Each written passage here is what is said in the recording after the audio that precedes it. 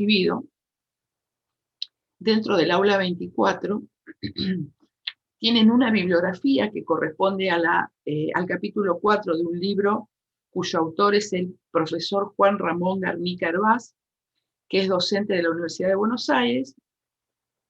En la Universidad de Buenos Aires se da cálculo financiero y actuarial desde siempre, digamos, ¿no?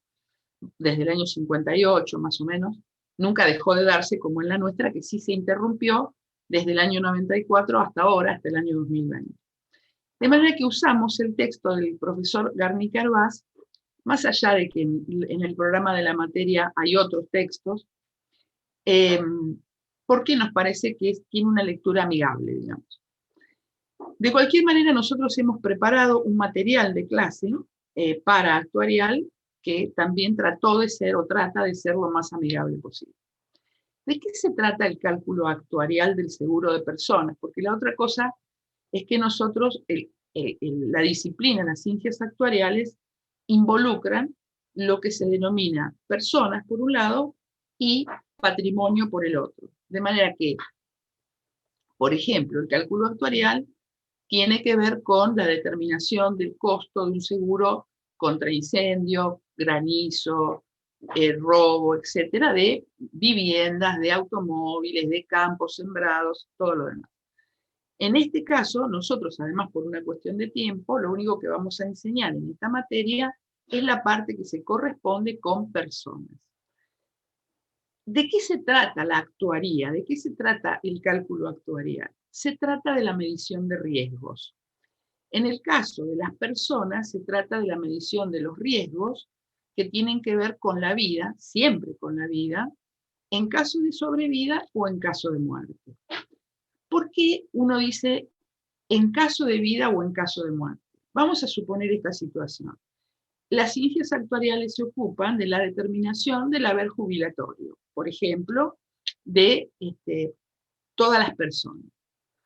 Esa es una aplicación de un riesgo de vida sobre vida, o sea, sobre la vida de la persona.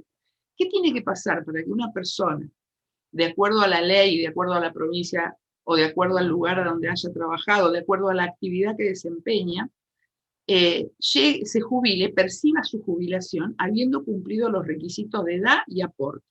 ¿Qué tiene que pasar? Tiene que estar viva, ¿está? Por eso se trata, por eso digo que es una renta contingente, como aprendimos en la unidad 2, es una renta contingente que mide el riesgo de vida sobre vida.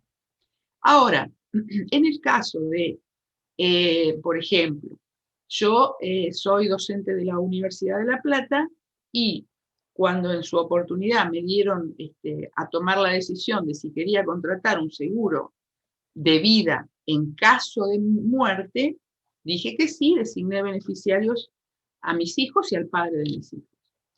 Ese es un riesgo, esa prima, ese cálculo, se hace sobre mi vida, pero en caso de muerte, es decir, ellos cobrarán el día que yo fallezca, ¿sí? Que espero que sea dentro de mucho tiempo. Entonces, de eso se trata el cálculo actuarial, de la medición de riesgos. Y en el caso del seguro de personas, de la medición de los riesgos en caso de vida o en caso de muerte. La primera cosa fundamental que yo tengo que tener en cuenta para entender el funcionamiento del cálculo actuarial es lo que se denomina las funciones biométricas elementales. Bio es vida, ¿sí? Métrica, biométrica es medición de la vida. Entonces, la primera cosa que yo tengo que aprender es que el cálculo actuarial, para la determinación de sus funciones biométricas, está considerando las diferentes probabilidades de vida o de muerte de una persona, ¿sí? ¿Qué es una probabilidad? Lo aprendieron ustedes en estadística. Una probabilidad es un cociente que vincula un caso favorable sobre los casos posibles. Como siempre decimos, el ejemplo más paradigmático de eso es el lanzar la moneda al aire. Jugamos Agustina y yo digo sale cara, y Agustina dice sale seca. ¿cuál es mi probabilidad de ganarle, Agustina? Mi caso favorable es que salga cara, pero los casos posibles es que salga cara más que salga seca. Es decir, que tengo una probabilidad de 0,50 de que salga cara. Y Agustina tiene una probabilidad de 0,50 de que salga seca. ¿Sí? En la vida, cuando se mide la probabilidad, cuando se habla de probabilidad de vida, disculpen, voy a cerrar la puerta porque hay un ruidito ambiente.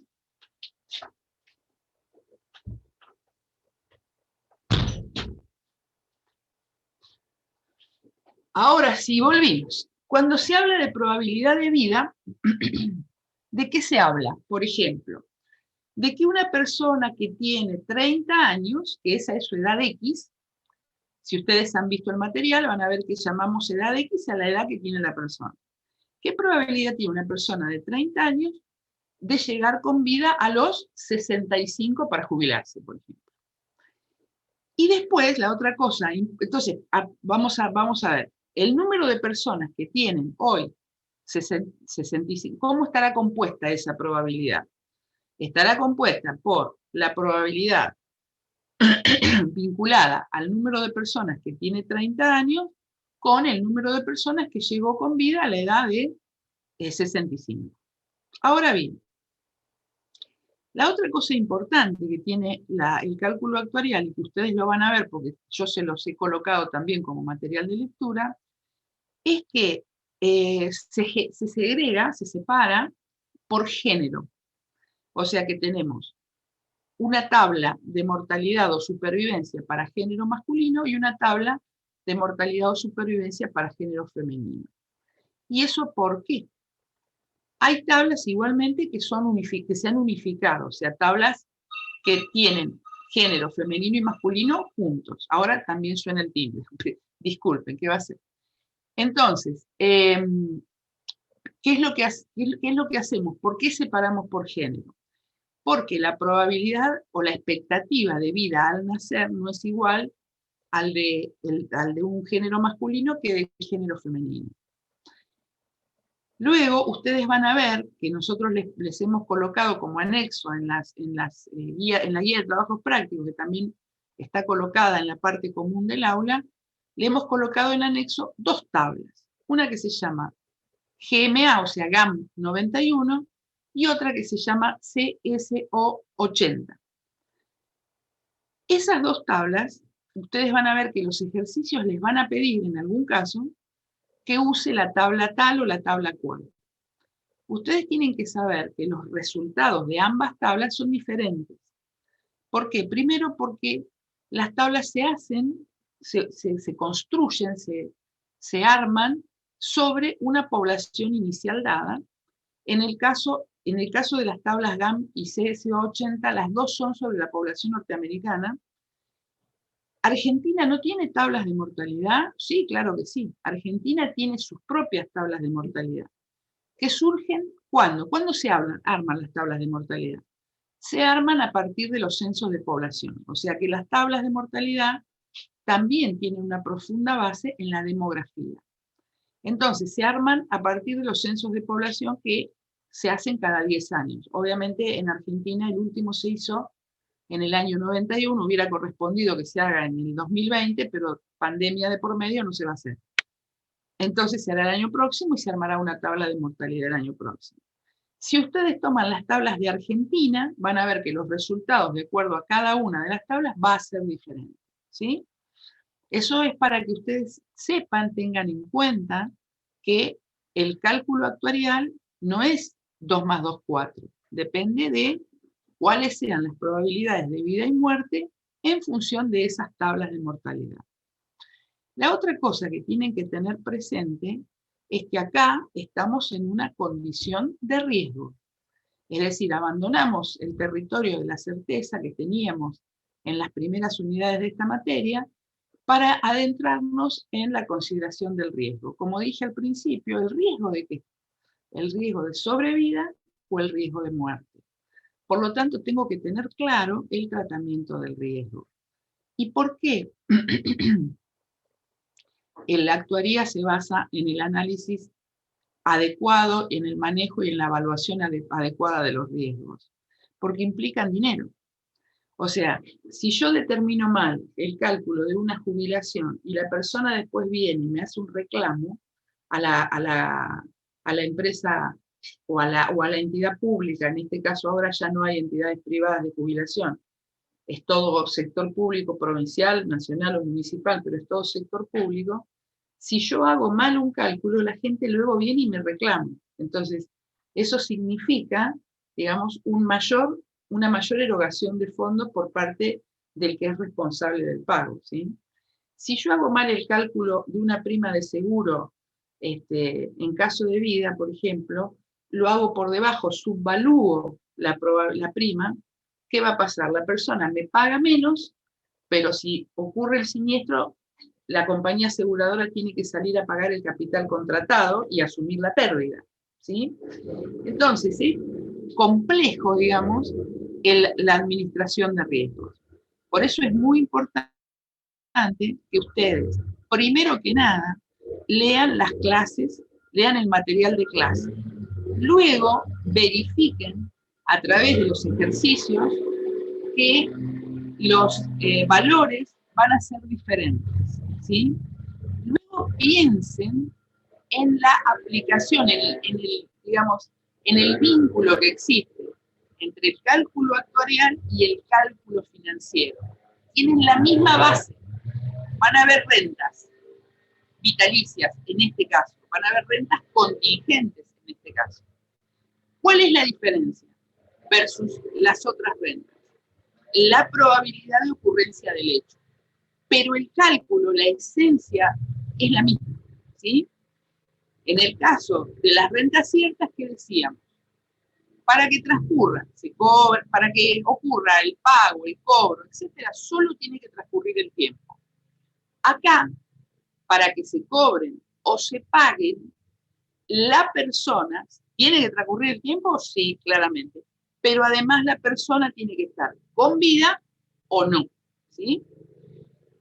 Luego, ustedes aprendieron en la primera parte de la materia las rentas temporarias, las rentas diferidas. Acá también hay. Por eso les decía, primero lean el material, traten de comprender la esencia y van a ver que tiene todos los puntos en común con el cálculo financiero, ¿sí?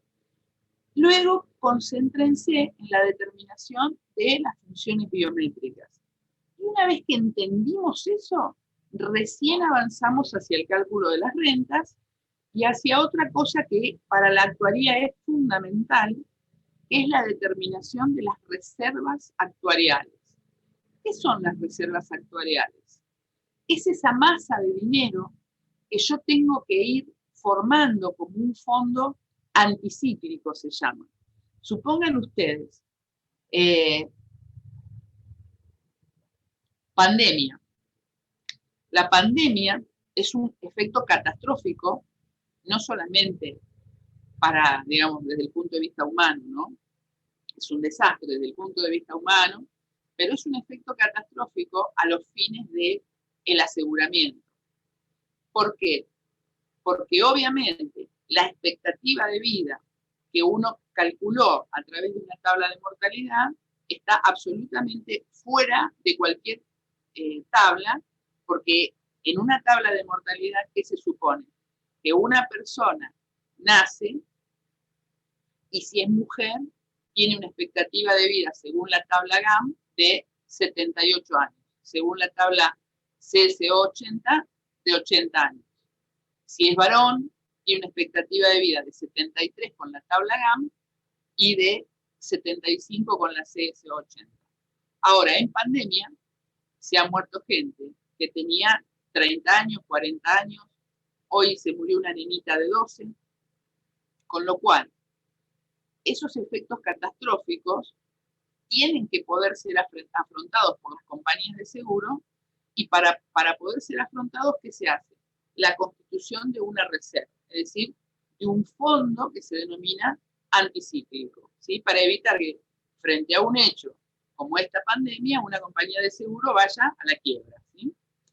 El cálculo de las reservas, ustedes también lo tienen allí el material de clase, lo van a tener, todavía no lo tienen porque es parte de la última clase de actuarial, pero bueno, yo no quería, digamos, no quería dejar, no quería que me quede ningún tema pendiente dentro de lo que ustedes van a ver en esta parte de la materia. Bien, dicho esto, quiero recordarles lo siguiente. Ahora volvemos al tema del parcial. El parcial es el sábado. Hoy no ha habido demasiadas preguntas respecto de dudas o lo que fuera. Ahora, si ustedes tienen alguna duda desde hoy, pues se ponen a pensar, qué sé yo, hasta el sábado a la mañana antes del examen, me escriben, me mandan mensaje, hacemos un pequeño audio, lo que sea que ustedes necesiten, ¿sí? Y recuerden, lo más importante es armar adecuadamente el flujo de fondos. Yo en estos días estuve haciendo el anexo, haciendo algunos de los ejercicios del anexo 2, o sea, el que corresponde al segundo parcial de la guía, y hemos intercambiado con varios materiales, digamos, hice esto, me corregí lo otro, y por ejemplo, uno me mandó el primer cuadro de amortización, y yo le hice, el primer cuadro, digo, de flujo de fondos, y yo le hice un montón de observaciones. Lo que omití escribirle, porque obviamente no puedo desestimular a una persona que está estudiando, es, si este hubiera sido el parcial, te vas con el 2 clavadito en la espalda, ¿no? ¿Por qué? Porque estaba mal. El cálculo de las amortizaciones, el cálculo del flujo de fondo de impuestos, todo mal. Entonces, fuera. Te vas con el 2 en la espalda. Bueno, eso no se lo dije en ese momento, pero digo, tengan en cuenta esto. O sea, a la hora de armar el cuadro, lo primero que tengo que tener claro es que entendí el planteo, que entendí dónde van los flujos, qué va antes de impuestos, qué va después de impuestos, si tengo que hacer un flujo adicional, un año adicional porque hay un flujo de impuestos que se difiere, etc. ¿Qué pasa con el valor residual de los bienes? De acuerdo a lo que aprendí en contabilidad. Una vez que tengo claro eso, ahí empiezo a volcar los datos, ¿sí? Primero, tranquilo, leo tranquilo el texto, ¿sí? Si tengo aumento en las ventas, si tengo aumento en los costos, lo hago afuera también, para garantizarme que cuando lo subo está bien hecho, ¿sí? Y si me voy a copiar, que no nos demos cuenta, ¿sí? Si se van a copiar, que yo no me dé cuenta, porque si me doy cuenta, soy implacable, ¿sí?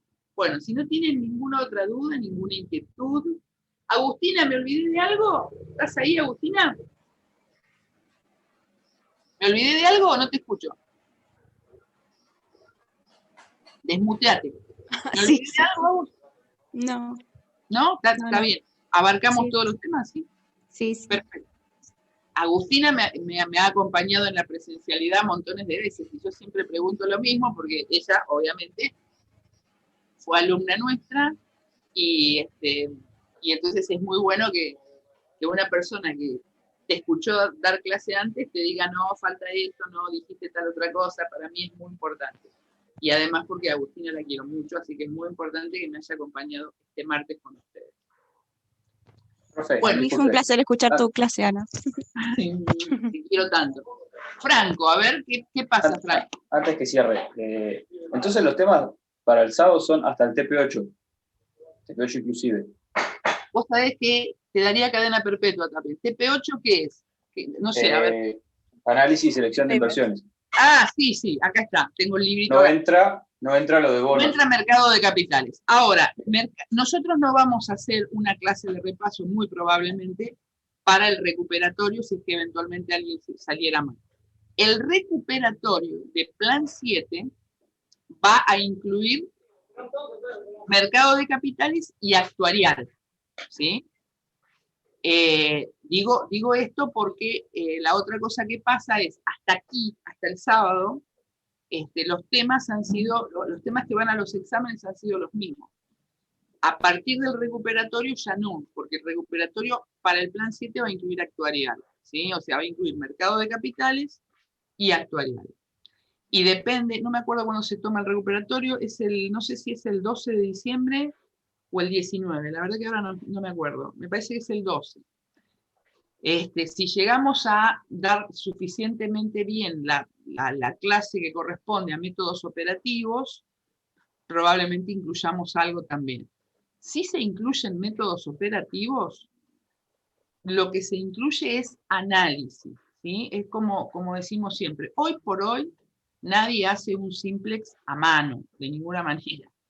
Como nadie hace la evaluación de un proyecto de inversión a mano. Por eso lo más importante, igual que en todos los temas anteriores de la materia, es el análisis, ¿sí?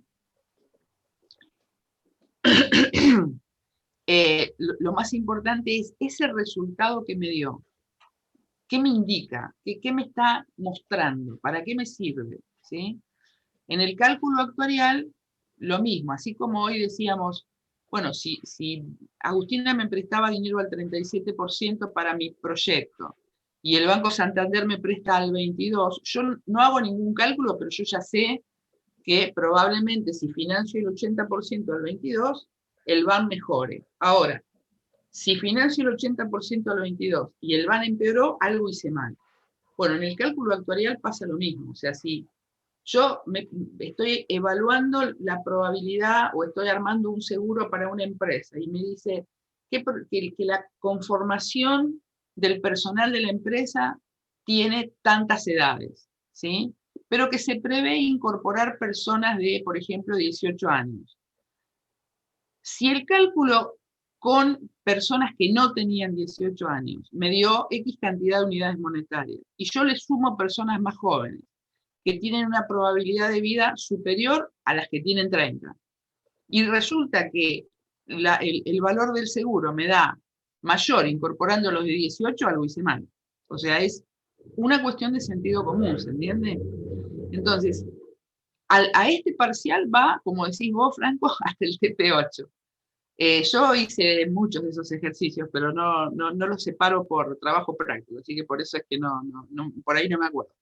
Ahora, los jardineros que están afuera me están mirando. Ellos creen que yo estoy loca y le hablo a la pantalla. O sea, la cara con la que me miran no les puedo explicar. Bueno, y yo estoy loca, pero no porque le hable a la pantalla, es por otra cosa. Bueno, entonces, en el recuperatorio no. En el recuperatorio incorporaremos todos los demás temas, ¿sí? Si podemos hasta operativa, y si no, seguro, mercado de capitales y actuarial.